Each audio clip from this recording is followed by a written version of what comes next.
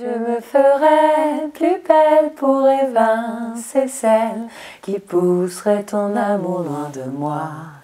Pardonne-moi si mes yeux ne te lâchent pas.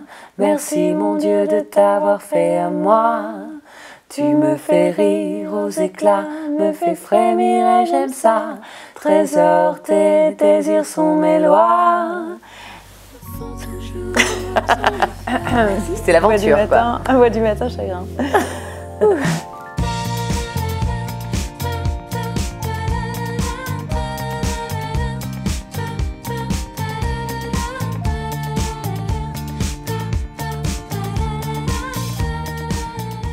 On était un peu lassés peut-être de devenir un espèce de cliché de la blonde et la brune.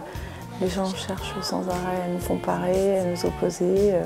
Et nous, on voulait montrer qu'on s'aimait beaucoup, qu'on a fusionné un peu plus encore.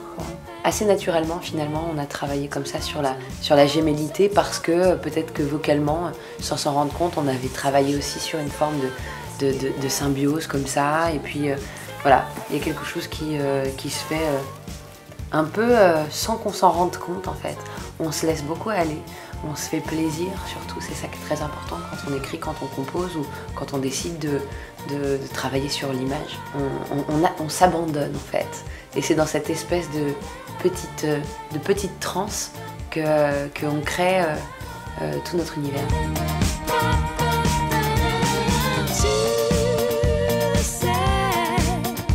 Nous, on voit plutôt comme la continuité de quelque chose qui était déjà là dans le premier album.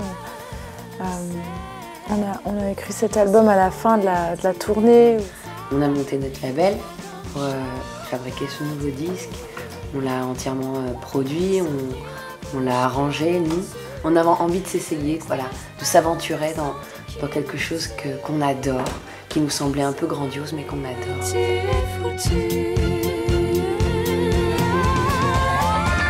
Et oui, effectivement, c'est un album extrêmement féminin, beaucoup plus sur le désir, beaucoup plus sexué en fait que le précédent. Parce que je pense d'abord on n'aime pas se répéter, donc on aime bien raconter d'autres choses. Et puis il y avait quelque chose de l'ordre peut-être d'une souffrance, de l'histoire d'une femme qui tente de sortir la tête de l'eau sur le premier album.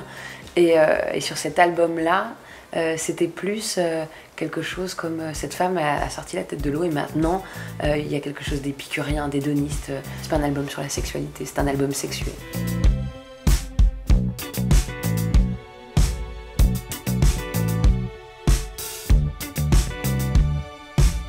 Ça a été un vrai travail d'équipe, on a été très sollicités en fait sur ce projet-là. Nous on aime bien, on est plutôt des hyperactifs donc on était ravis, on s'est éclatés et puis c'est une super marque parce que c'est, voilà, il y a quelque chose de très classique et de très élégant et en même temps c'était assez osé de nous choisir pour travailler avec eux. C'est un autre travail quoi, d'être top modèle, donc ça m'amuse beaucoup de me dire que je suis devenue top modèle pour Darrell, c'est complètement improbable.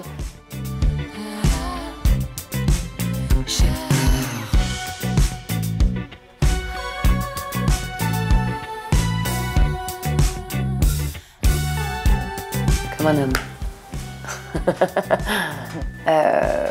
Comme tout le monde en fait, enfin comme tous ceux qui décident d'avoir des enfants et de travailler. Enfin, nous la question s'est même pas posée. Les premiers concerts de Brigitte, moi j'étais enceinte. Les premières chansons, on les a enregistrées. On a enregistré les premières chansons chez moi. J'avais une petite dans le Yupala là, à côté Pinot dans le ventre. On a toujours organisé notre vie en fonction de notre vie de famille et de notre travail. De toute façon, ça nous fait pas peur de pas beaucoup dormir, on s'en fout. On dormira quand on sera mort. Un jour, on m'avait dit, maintenant que tu as 2 enfants, tu vas pouvoir arrêter la musique. Moi, je voyais pas ma vie comme ça, quoi. Il était pas... Enfin, pourquoi la vie s'arrêterait quand on a des enfants? Au contraire, j'ai plutôt l'impression qu'elle commence pour beaucoup.